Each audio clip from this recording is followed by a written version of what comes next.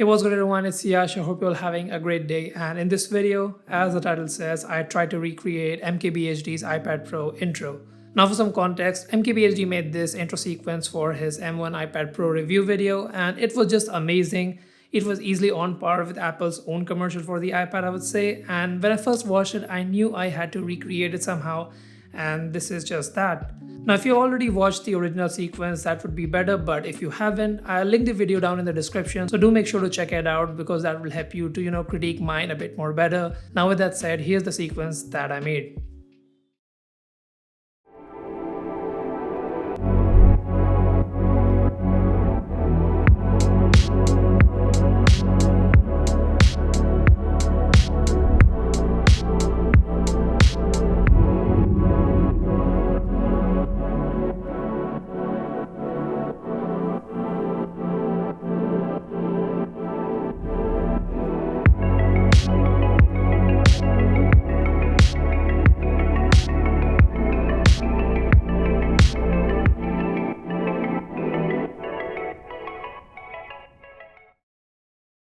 Now if you've watched both of the sequences, you would know that I didn't create mine exactly like the original one. I did some changes here and there. I'm gonna talk about those in just a sec. But for now, let's go over some of the shots and how I got those, because this sequence had some really challenging shots and I really had to scratch my head around to just think of how I would get those. So let's look at the first shot, which I would say is the money shot in the entire sequence, where the iPad is floating and it just tilts forward. Firstly, I thought that it was, when I first watched it in the original sequence, I thought that it was completely CG, but it turned out it was not. All of the shots in the original sequence were captured in camera, and they apparently got those precise movements using a robot arm. And obviously I don't have a robot arm, so I had to improvise with the first shot. So in the end, I had two ways to do that shot. The first one was actually more simpler one, I would say, which anyone can do in my opinion. So what I did is I just took the iPad, mounted on top of a fluid head, and recreated the motion of tilting forward. And then I took a picture of my gray wall to use as a background, and then in post I just masked out the iPad, composited the iPad in the background image, and yeah, that's it. That gave me the results I was looking for, but I was not completely satisfied with it. So in the end, I took the second way, which was do it in 3D. Now this process can be both simple or hard depending on if you know 3D or not. I am actually learning 3D for a couple of months now. So I already had made the iPad model in 3D. I just had to recreate the motion and everything, and it was actually a lot more easier for me to do it that way. But if you don't know 3D, you can easily do this using the first method. And I had both the options, and I just settled with the one that I was satisfied with the most, and that's it. So next couple of shots were pretty simple. They were close-ups of the different angles of the iPad.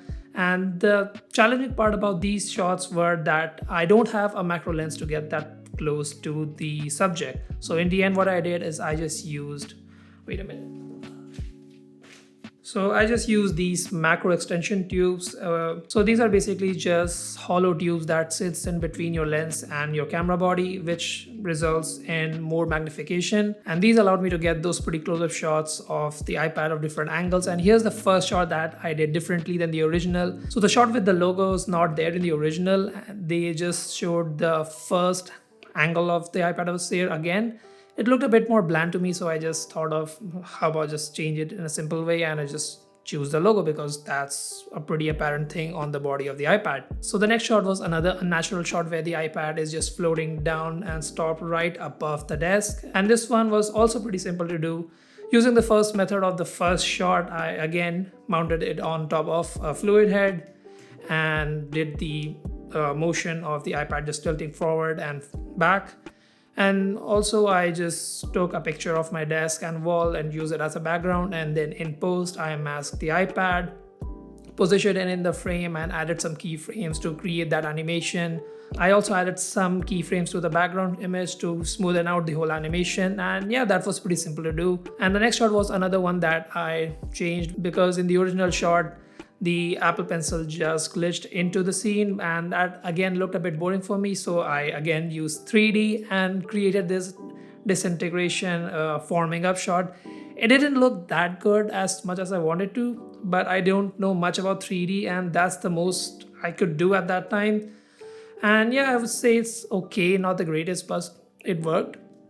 Then the next shot was just a close-up of the pencil, which was vibrating and about to move. So for that, I just positioned my camera and did the angle and moved the pencil by hand just a tiny bit here and there. And in post also added some directional blur to create that vibration look. And the next shot where the pencil was just dragging along the iPad floating, I again had to think about a way to do it, and the simplest way to do that was in 3D, but I didn't want to do everything in 3D. So to get that shot in camera, what I did is I just positioned the whole setup, and to get this fluid motion of pencil dragging straight, there are two ways you could do it.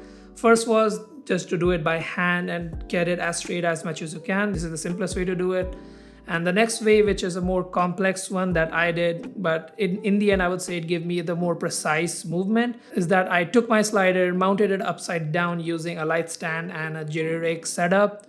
And then I took my friction arm and I mounted the Apple Pencil on that and just did the motion like that. And to get the tip of the Apple Pencil correct in post, I just took the pencil and put it in the same position and just took a picture of it. And in post, masked out the whole slider thing, masked in the tip of the pencil, and that's it. That gave me the shot of the pencil moving in straight line. And the next shot was, I don't remember what the next shot was.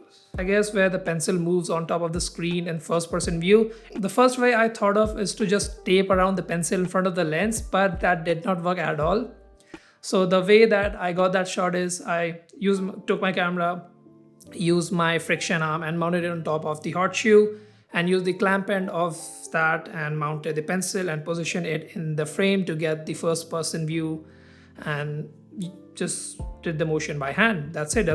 It was a pretty simple shot to do. And the next shot was just a basic static shot. I positioned the camera and set up the frame and moved the pencil just by hand. It was pretty basic. And the next one from that was just a really close, tight top-down view of the iPad screen, and I again did the motion of the pencil by hand. And the next one from that was also pretty simple to do. It was just a close-up of the iPad where the pencil drags in a straight line. I just did that by hand. I don't want to do the whole setup thing, and it turned out fine. And the last shot was again pretty simple. It was just an iPad on the desk in a top-down angle where the pencil just rolls in and connects to the iPad on the side of using the magnets that it had. And in the original shot that I did, I just did that. I put the iPad and rolled in the pencil until it connected it magnetically, and it looked a bit bland because I didn't have much props to put it in the scenes like the original one. So I took the help of 3D again and created some props like the notebook, the Rubik's Cube, and the globe in the side. I made those in 3D and